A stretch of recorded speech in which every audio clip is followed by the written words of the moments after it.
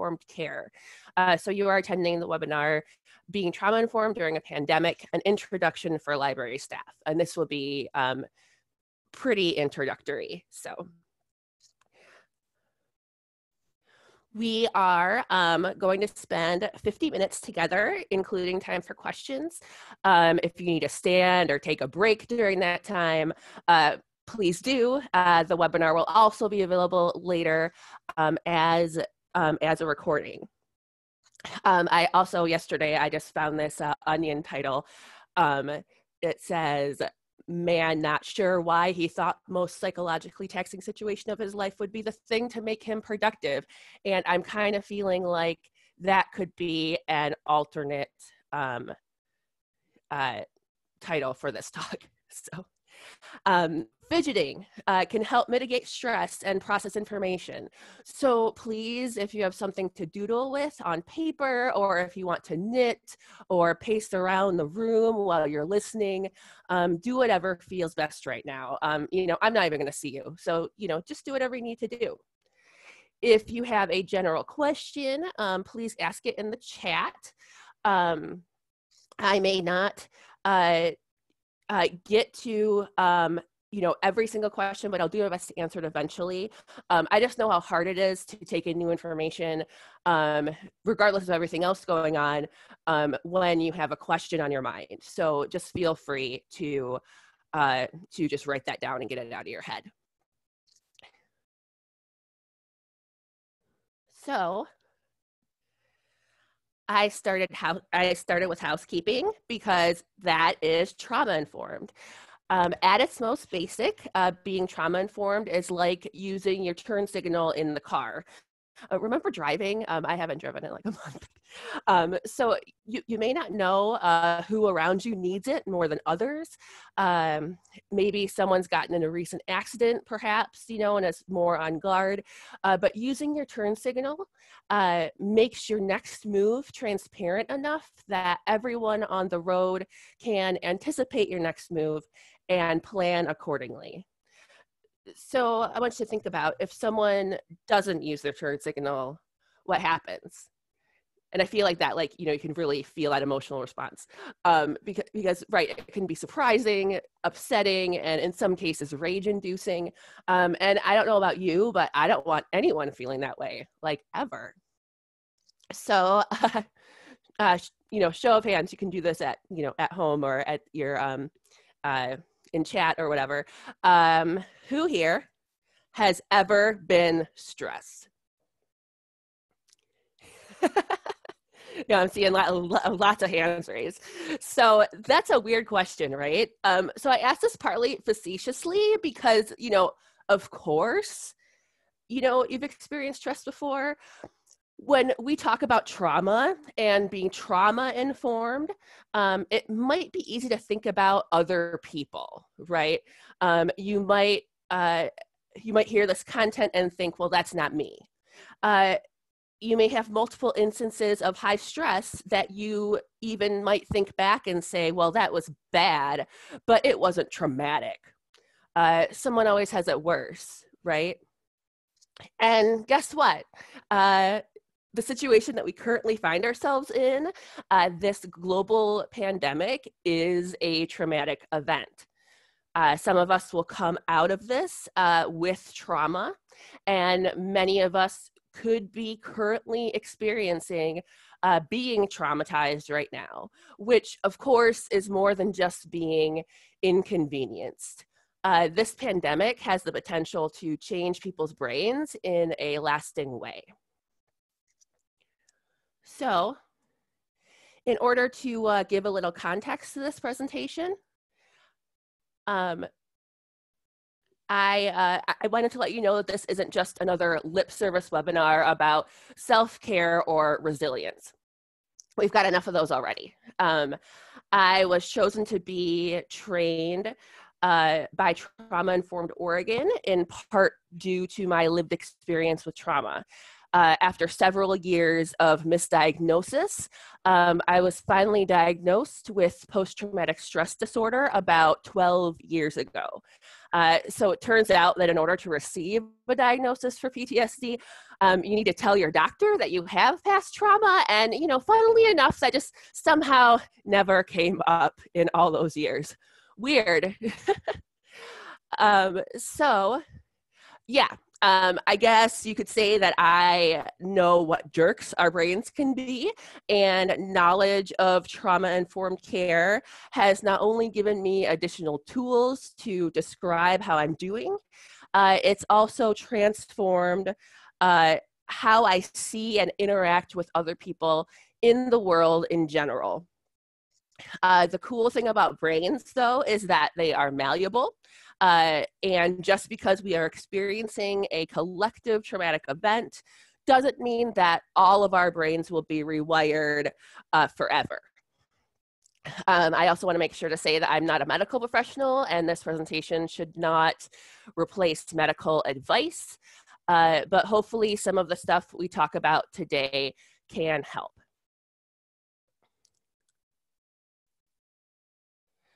All right. So,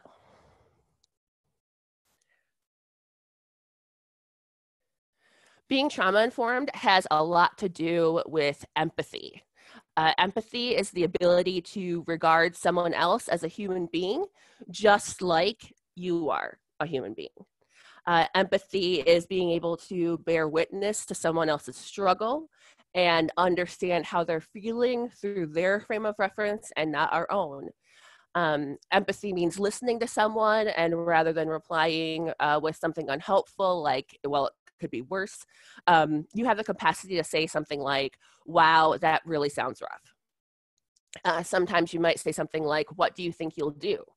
And this type of response lets another person know that you're really hearing what they're saying, and that you confirm that how they are feeling is a valid way to feel. As humans, some of the greatest gifts we can give each other are time and validation. So weirdly enough, when we're stressed, so for instance, during a pandemic, say, as an example, our brains make it harder and harder to feel empathy for other people who are going through tough times. And right now, we all are going through tough times. And so I think that this might be where the phrase, it could be worse, comes from. And I just want to stop that phrase right in its tracks. It's right up there with one of my most disliked phrases.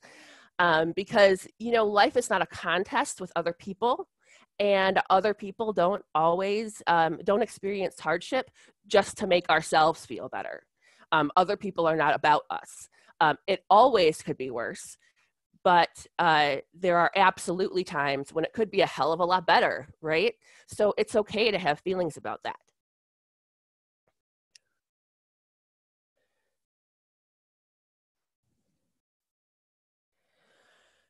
Stress can build up over time, and it can get big enough to negatively affect our lives.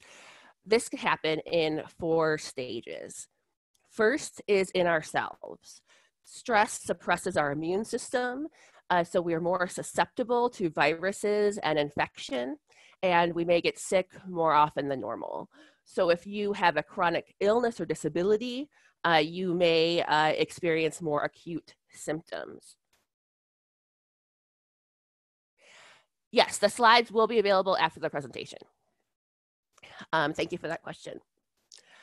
So the next stage is in our intimate relationships. So unfortunately, the first relationships to suffer when we're under stress can be our relationships with our families, our friends, and our significant others.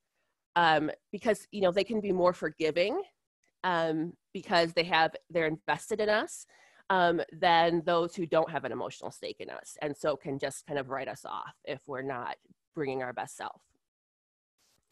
So the next stage is in work relationships. As stress lasts longer and our capacity to deal with it erodes, we begin to lack the ability to assume the best about others.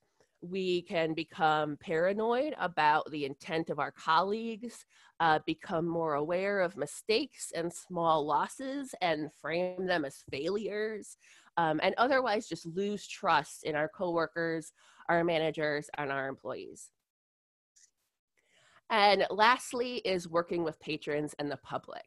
Now, all of this other stuff can happen behind the scenes while you're still bringing your highest self to the people you serve. Continuing stress and this type of stuff can affect your ability to empathize, and eventually our work with the community is affected. When we lose our ability to do that, we lose our ability to do our best work for others. Okay, so when we're talking about stress, we're talking about something that could be a precursor to or a lasting reaction to trauma. There are 3 types of stress. First is positive stress. This could be regarded as an important and necessary aspect of healthy development that occurs in the context of stable and supportive relationships. So when you're thinking about something that's positive stress, that could be maybe the challenge of meeting new people, dealing with a deadline that you knew about for a while and trying to meet it, maybe a routine visit to the doctor, a wellness visit would be another one.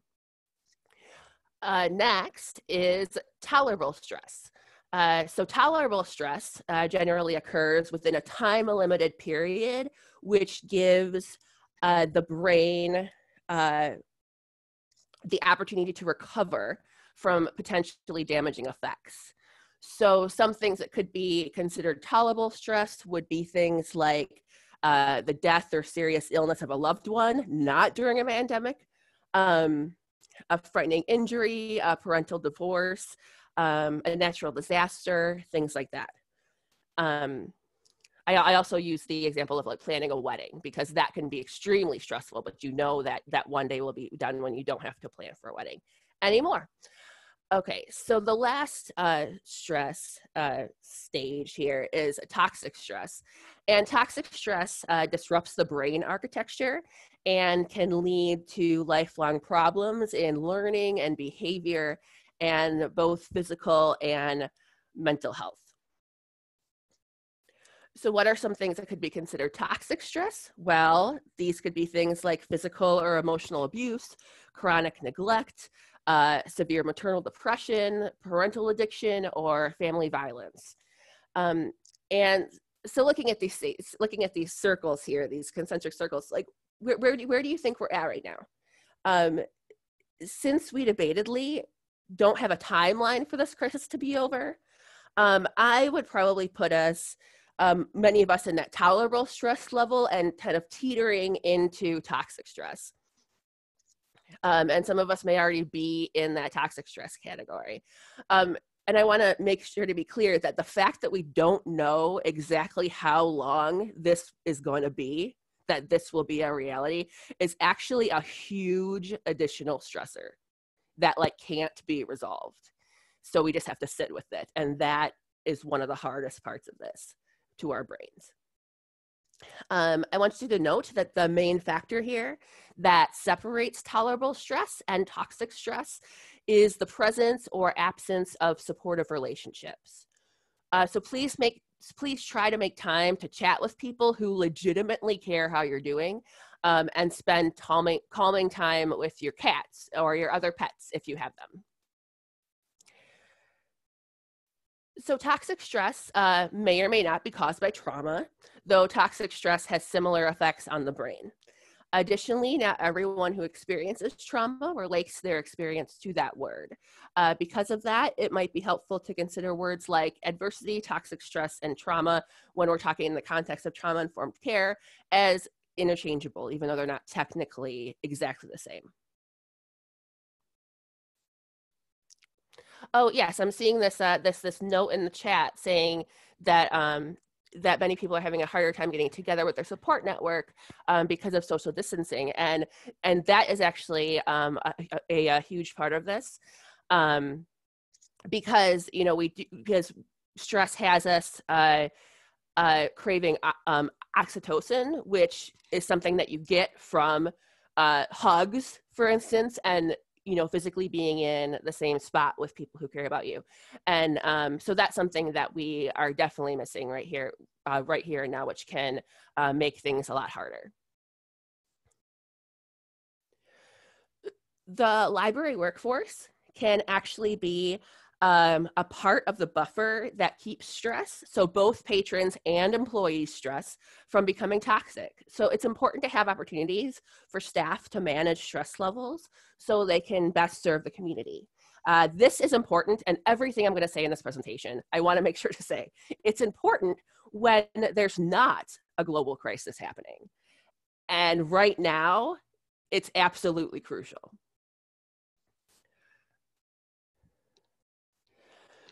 Neurobiology gives us information about how toxic stress and adversity impact our brains, how our brains develop and function.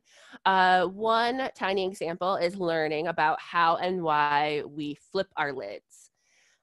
Dr. Dan Siegel, who is the founding co-director at the University of California in Los Angeles's Mindful Awareness Research Center, created the hand-brain model, which you see on your screen right now, to visually demonstrate what happens when a person experiences a real or perceived threat. And so this is called a stress response. So the fist in the picture represents the brain. And when a person does not feel threatened, the prefrontal cortex, which is represented by the 4 fingers, is working functionally. It's online, we say.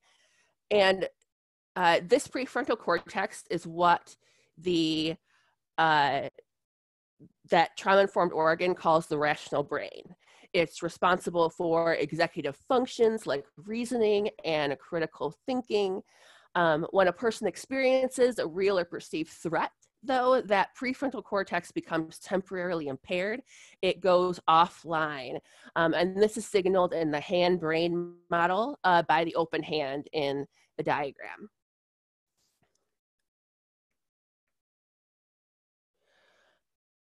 So when the prefrontal cortex goes offline, a person is in survival mode and does not have access to their long-term processing, problem solving, ability to compromise, verbal processing, and other executive functions.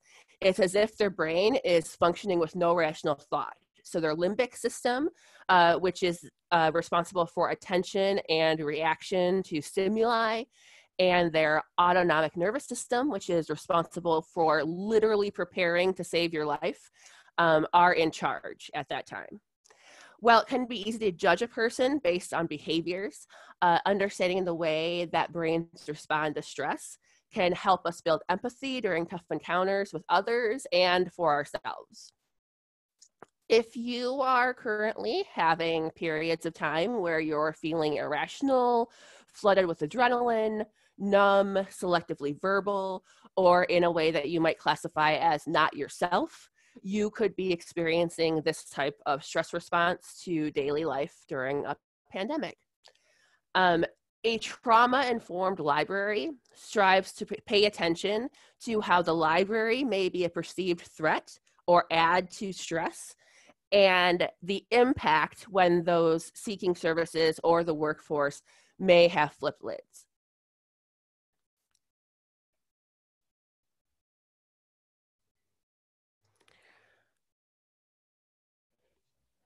Brains are malleable. So whatever a person is used to doing or experiencing over time is what their brain expects to happen. So it's created handy shortcuts to reacting to those experiences. In many cases, this can be a good thing. Habits make our days run smoothly. So it makes sense that our brains can adapt to our regular routines and work as efficiently as possible throughout the day. People who have experienced trauma, adversity, or toxic stress, however, may have brains that have been rewired to consistently expect stress. If a person can't flee or fight, because that's really what that stress response is getting people prepared to do, either fighting something or fleeing the scene, which is not always, the best response to, some things that may be perceived threats rather than actual threats. So yeah, if they can't flee or fight, their system goes on overload and shuts down. This is called toxic immobility. This can manifest itself as paralysis, trembling, numbness, a sensation of cold, fear, and feeling disconnected from oneself and surroundings. This response is a self-preservation technique, and it's very useful if a person is consistently in harm's way and has to react quickly by fighting, fleeing, or freezing in order to save their own life. So for instance, in a war zone as a soldier or a civilian, the instability of homelessness, continued domestic violence, things like that. If you're feeling like this, and in the absence of other stressors, it could be a natural response. Your brain could be doing its best to make sure you survive the pandemic, which, is the goal, right? So it's good. Whoop. So it's important to be aware of our stressors and the stages of stress within ourselves in order to recognize when we might need to deliberately work on mitigating stress. Once we recognize that stress is affecting us, what can we do? An important step is to think about what is within your control. So you could ask, what can I personally do in this situation to help with stress? Can I reframe my expectations for how this is going to turn out? And also, what is in our collective control? What's within your control as an organization, as a team, or at home as a family? What collective action can be taken to mitigate stress? So, you often hear about self-care, and that's actually putting a lot on the individual, but there's also a lot that we can do collectively. There's so much that we can do individually and together. So let's just take a minute to talk about some more tactics we can use to mitigate stress to try to keep them from turning from tolerable to toxic.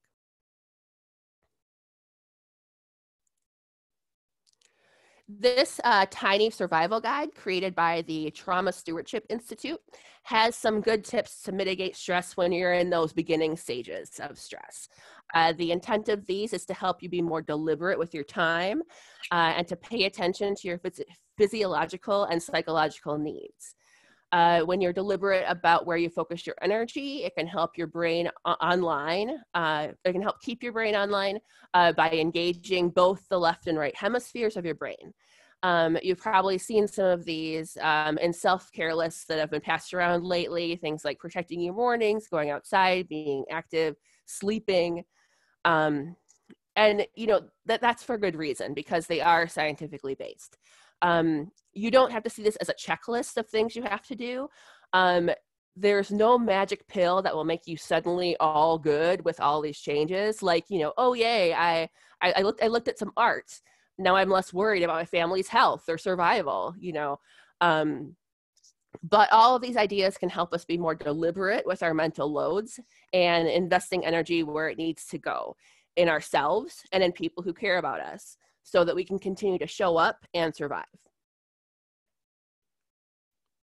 Now, I definitely understand if you're past all of this already, you might look at this list in a cynical way. You've been sick and your personal relationships might be suffering and you're tired of these small steps. Well, I've been there and I have some resources for you too.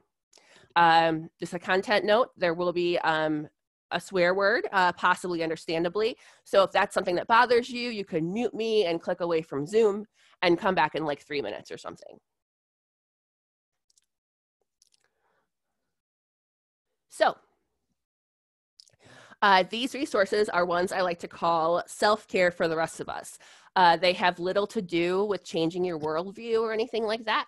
Let me see if I can click, if it'll let me click on this. Oh, great. Okay. So these are small, actionable things that you can act on right away for a temporary physiological boost. So like, you know, things like, are you hydrated? Have you eaten? Have you said something nice to someone in the past day? It's the daytime. Are you dressed? Do you feel unattractive? Things, you know, why don't you take a selfie? Things like that. Something interesting about this pandemic is that we were all plunged into it, all of us. And actually people who have backgrounds in trauma may be doing a little better right now than people who haven't. If you're someone who has never had to ask yourself if you, say, have showered lately, and maybe you need to actually check what day it is to answer that question, because how in the world is it Thursday already? Welcome. It sucks. It's what we've got to work with, though. Okay, the other one, which I need to minimize this so I can, whoop. One moment.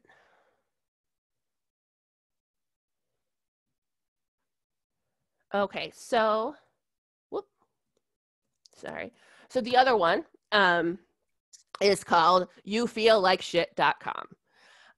And this is one that I actually really like, because it, so what it does is when you click on it, it gives you a series of short questions related to keeping your body and mind regulated.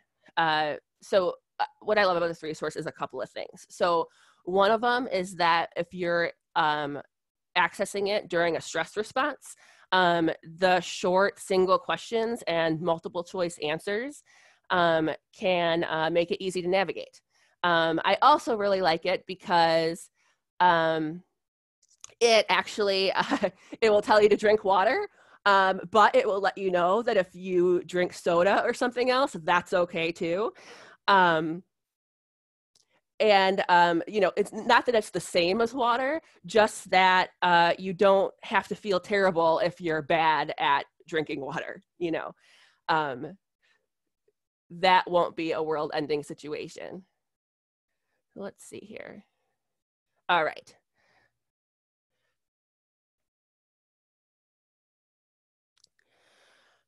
Okay, so it's not just on individuals to it is, yes, word, yes it is. Okay.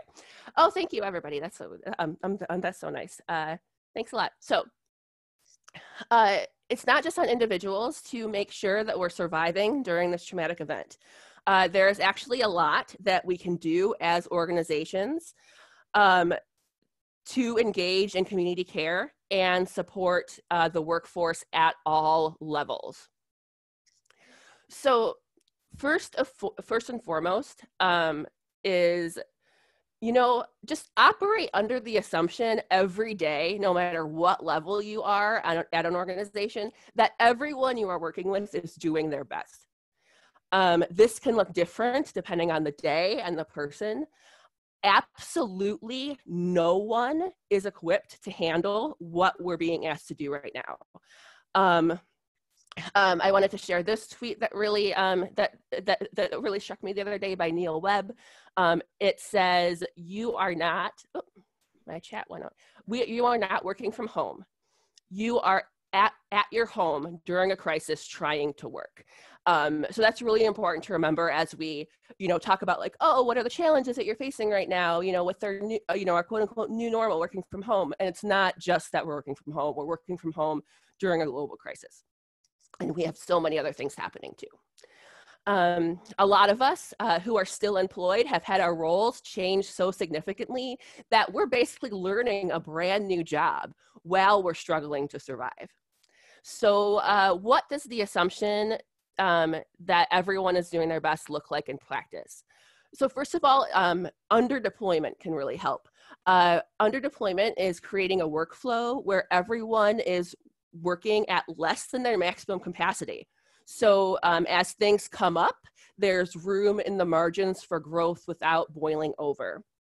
So we are, as library staff, I know we're used to hearing do less with more all the time. And when we hear that, creating a workflow that promotes sustainability can seem unimaginable.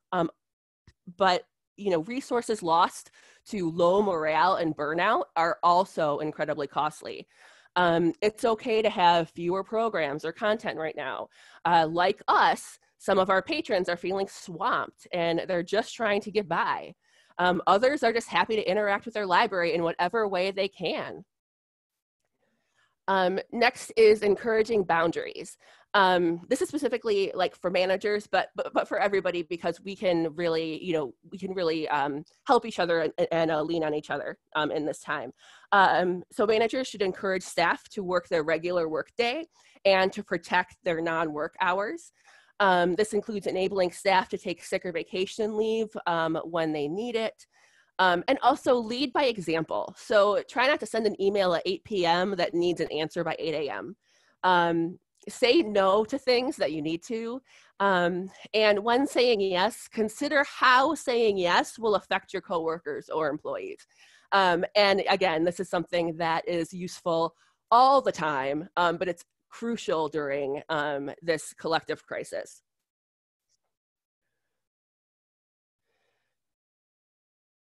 Let's see, chat here. I just want to make sure I'm not missing anything. All right.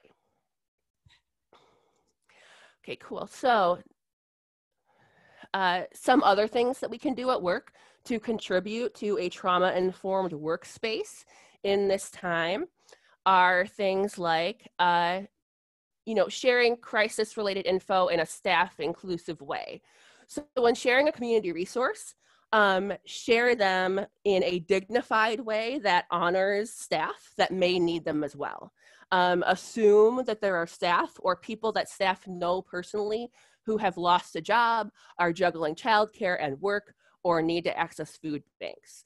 I heard a statistic the other day that was a shockingly high number of for unemployment projections in the coming months. And so I want to make sure that that's something that we think about, because a lot of times we think about these types of resources for other people, for the patrons. Next, be mindful with sharing, shocking news or statistics and things like that about COVID. So you may have heard of trigger warnings. So these are kind additions to emails and other resources to help prevent or ease the effects of a stress response.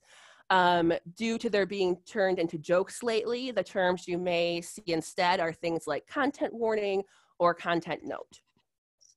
It's likely that at least some of your staff are beginning to have stress responses directly related to the coronavirus. So content notes can help. These can go at the beginning of an email to help readers mentally prepare for the content or skip it if needed.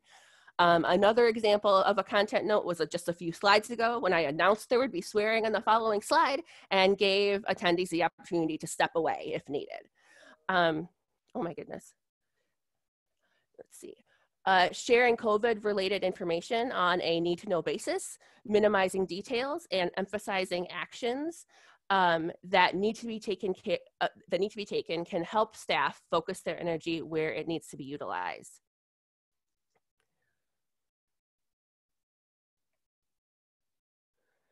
So next is just allowing space for feelings. We are dealing with a lot of feelings right now. Our own, our families, our coworkers, our patrons. One thing you may have heard that can help is gratitude and positivity. While gratitude can be useful on a personal level, as staff move through the stages of stress, an emphasis on looking on the bright side can actually foster resentment among staff, especially if this worldview is being pushed by managers and directors kind of from the top down. It's okay to try to be positive, but it's important to remember that everyone is coping differently. where one person could be inspired by positivity, another could feel invalidated. So yeah, toxic positivity, that's one of the words that, the phrases that are used for that type of a thing. Yeah. All right, so last, when possible, be predictable. So this is a weird time. So I get it if not everything can be predictable. But where you can, try to remember to be transparent about expectations, provide context and maybe even an agenda when you call a meeting, and be clear in communication. So this is not the time, for instance, to write a cryptically passive-aggressive email, even though you might really want to. Clarity will help our overall mental loads, and foster trust in this challenging time. So this was a lot, I know. So I'm glad that this webinar will be recorded so it can be revisited. Fun fact, the part of our brains that goes offline during a stress response is also the part that retains learned information. So if you promised yourself that you'd learn a new skill or do something new and or even attend these webinars and are having a hard time, that could also be why. You're not alone. I probably will not remember this presentation. So, okay, so just some last words. I want to leave you with this quote from Glennon Doyle: "Life is forever tries. No matter what you're doing, it's enough for right now. And if not, you can always try again and again. Hang in there. I believe in you. Be well. Thank you."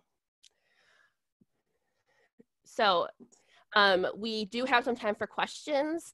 So if anybody wants to chat, or if you want to unmute yourself and ask a question or something, that would be great. I will take a look. Oh, thank you all so much for coming to this presentation. I really can't believe that there's I can believe there's so many people who are interested in this topic, but I was actually, it's kind of funny, I was talking to, or I was just on Twitter this weekend as I was trying to write this, and I said, you know, I don't know why I didn't anticipate that, you know, my brain wouldn't want me to write about trauma-informed care during a pandemic when, you know, my brain is trying to process everything that's happening. And so I wrote that on Twitter, and Gina, who has been one of the people putting these together, actually follows me there, and I completely forgot. And so I saw that she liked it, and I was like, oh my goodness, I'm so sorry. I swear I'll have it done on Thursday. So yeah, so I'm glad that that it seemed to be helpful for everybody. Thank you so much. It was very helpful. I'm passing it on. Oh, thank you. Yeah. Anne, is that you? Yes, it is. Hi, Anne. I love webinars with so many places. Thank you, Bryce. That was really amazing. Who's asking? Oh, thank you. It's Jessica. Oh, hi, Jessica. Hi. Oh my goodness. Okay, I actually just wanted to make sure to note this this great comment that came through in chat just about how people who have past experience in trauma, in case it wasn't clear during the presentation, I didn't really call this out specifically, but we are experiencing, or we can be experiencing, past trauma resurging again, kind of confounding all of this. And actually people may realize, you know, may be traumatized by things that they didn't realize were traumatic before, but now because they're in a part of this pandemic, maybe something medical related or something like that. It's always hard to realize and confront new trauma when you're not feeling safe. And that, and yeah, that can be really, really tough too. Let's see. Oh, yes. Okay. So Trauma Informed Oregon does have specific resources for workplace and COVID-19 stress for leadership. Let me begin. I'm on like 2 computers right now. So let me see if I can get that for you.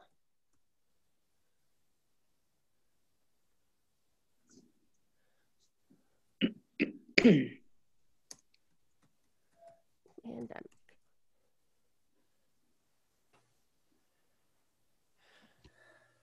Okay, well,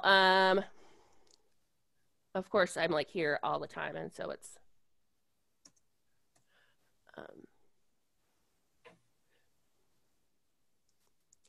but yeah, so it actually is in the resources on the Trauma Informed Oregon website, and it's just traumainformedoregon.org. Oh, great. Oh, thank you, Erin. Okay, so Erin has the link in there. Oh, can I say again what toxic positivity is? Okay, so yeah, so somebody did name that in chat. I don't know if I would technically use that phrase myself, just because I know how important positivity is for some people in their survival. But this idea of toxic positivity is just basically like, always look on the bright side. It could be worse. Find the silver lining in the pandemic. What are like maybe like a meeting icebreaker that's like, what are some upsides of the pandemic? Which like there's none. Like, what do you mean? So yeah, that would be an example of that. Okay, and so Erin is on it with these links in the chat. So make sure that you check those out. So thank you, Bryce. Mm-hmm. Very helpful. Mm-hmm.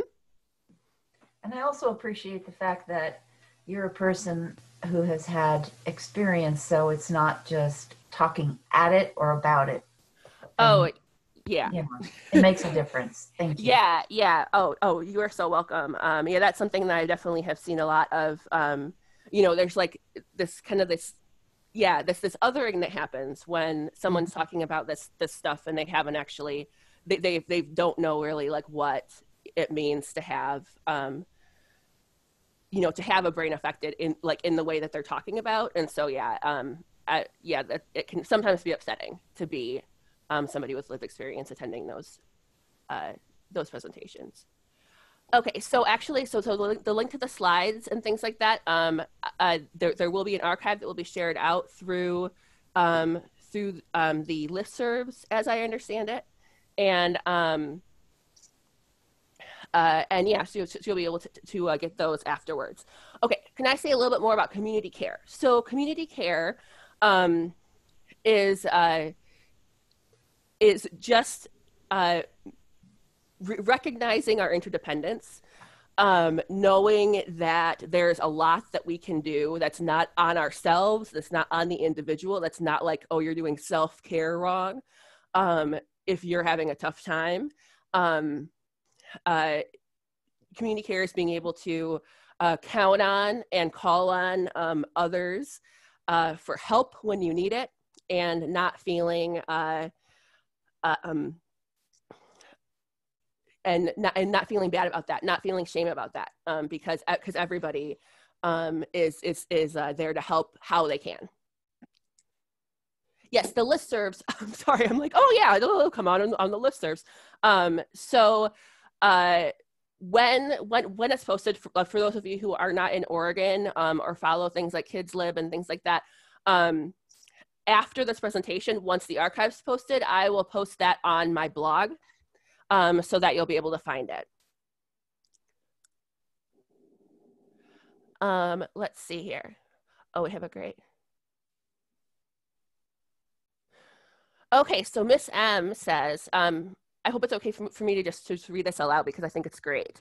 Toxic positivity is discounting the real feelings that a person is going through by dismissing or telling them that other people have it worse, or making the person who is going through something feel guilty for their lived experience. Miss M says, as a Black woman, it's often seen in when I say something that was hurtful and the other person says, that's okay because you're that's okay because you're strong. I want them to acknowledge the harm that was done to me, not brush it off by telling me that it doesn't matter because I'm resilient. Yeah, okay. So when you hear something that was hurtful and someone else says that you shouldn't feel that way, yeah, that's definitely that's definitely a huge part of toxic positivity. Okay, yep. So I will definitely. I'm being told now that I can put the slides in Google Drive, and then I can give the link to Emporia, and then they can put them with the video in the webinar archives. So you'll have all of that.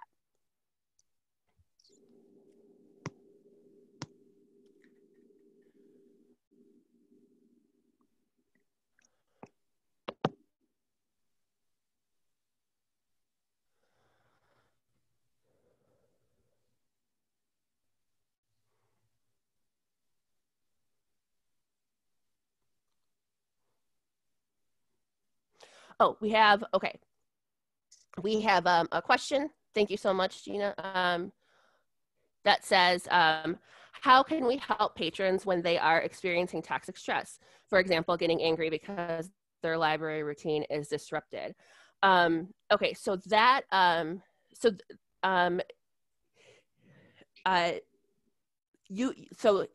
like one way that you can do that, like, I'm so sorry, like I have a presentation specifically about that, but it's like not for this, time. It's for, the time beforehand when we, experience things at the reference desk and stuff like that. But I think that that acknowledging for patrons, acknowledging that that what they're feeling is valid, saying that, like, yes, we do miss you too, and giving them of resources that you do have is important. Seeing if there's anything that you can do for them will help. But again, this is such an odd time because, yeah, it's just everybody has this toxic stress happening. So I hope that was a okay answer to your question. I can think more about that and write about it later.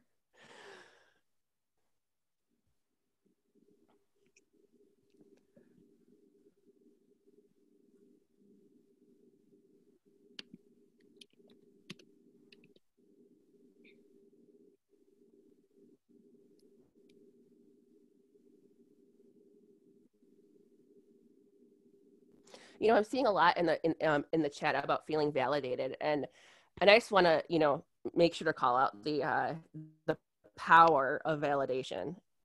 Just being able to hear that how you're feeling is a valid way to feel. It can be really huge, and so that's something definitely when you're thinking about community care and how your organization can help individuals. Actually validating concerns and validating feelings can be a huge step for that.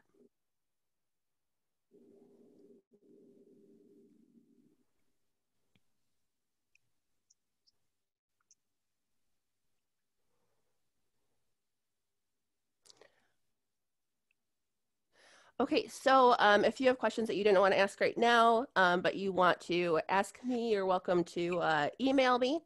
And you're welcome to visit my blog, brycekozlablog.blogspot.com, where I have more content that is related to things like trauma-informed care. Oh, Paul is saying, telling a patron, yes, this sucks, we're all in the same boat, can be extremely validating for our more vulnerable patrons.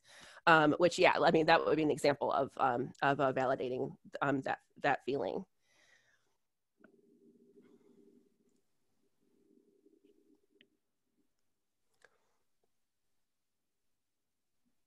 How do you work through management asking for more when you're at capacity?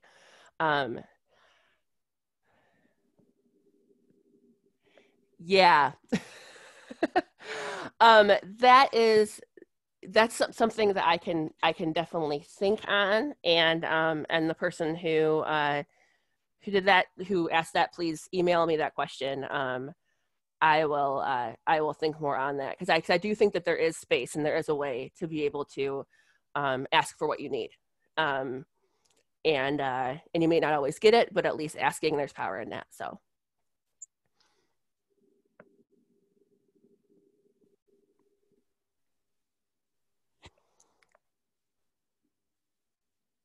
Yes. So empathy fatigue, that was kind of like what I was getting at with those stages of stress. Like as you are more and more stressed, you're less and less able to have empathy for people. I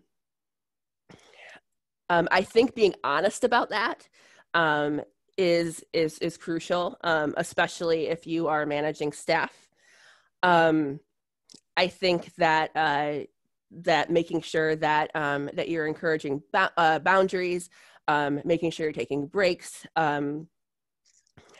things like that can really, really help. Can you ask for recommendations for dealing with a supervisor who doesn't seem to get this? Yeah, send them this this webinar, maybe. Hey, supervisors and managers, this is all really important stuff.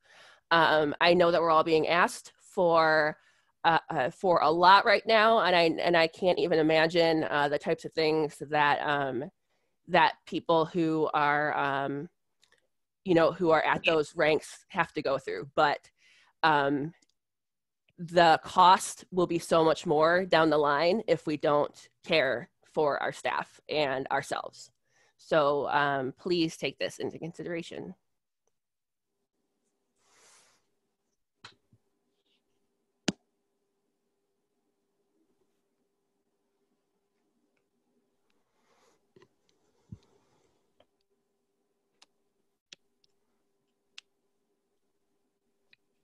Okay, so link between empathy, fatigue, and stress. So let's go back to a little bit up here. So so as we move through these stages of stress, our empathy actually can continue to erode. You are stressed out, and so you have less space to worry for other people because your self-preservation techniques are really getting the best of you, which means that you you are making sure that you are surviving, and so in return, it's hard to worry about other people.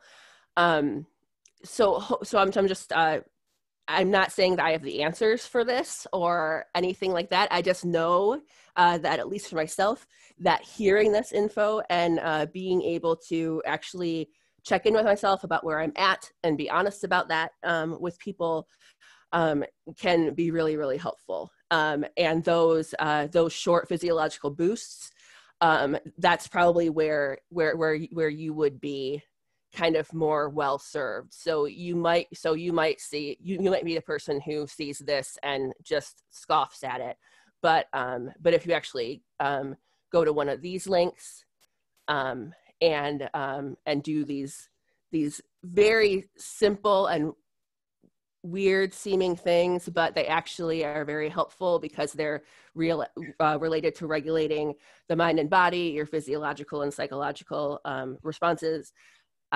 Yeah.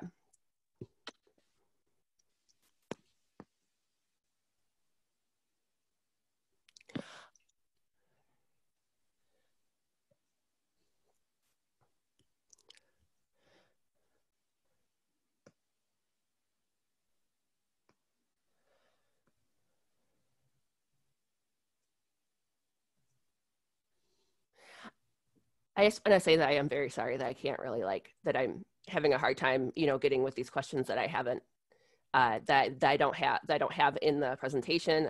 It's just been a really hard thing for me to work on right now. So, yeah. Oh, yeah. So Miss M says, also be prepared that when you set clear boundaries for yourself, there will be many people who will give you pushback. Taking care of yourself before taking care of others is not selfish. That is so true and so important. Absolutely.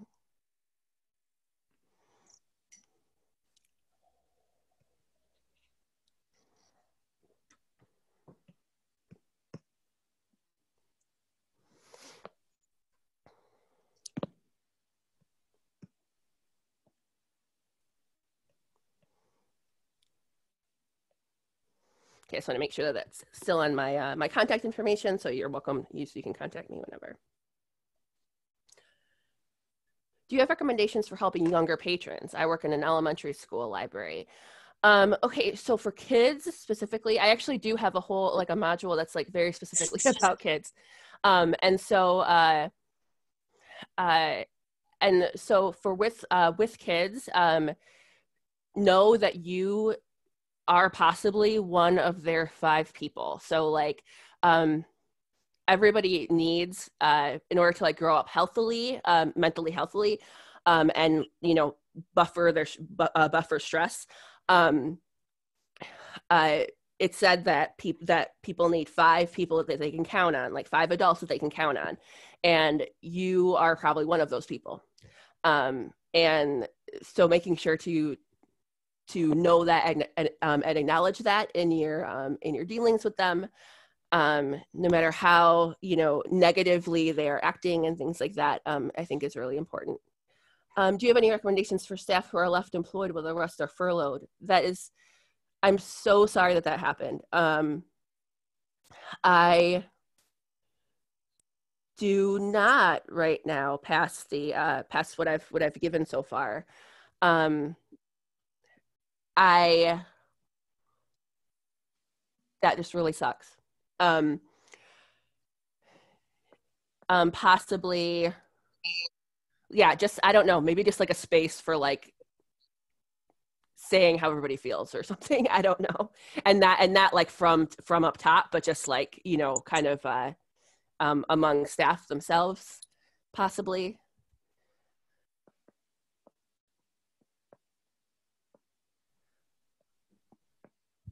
Yes, it is. It is not your fault. And survivor's guilt is a real thing.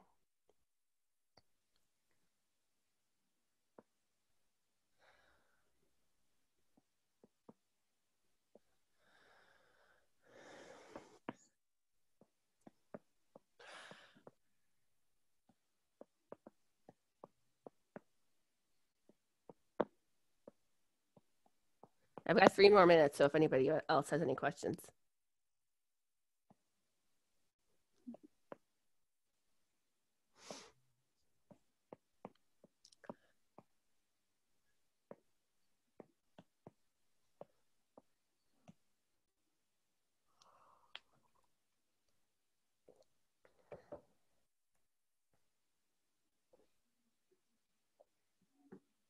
Okay, well, thank you so much, everybody. This has been certainly a webinar. Okay. And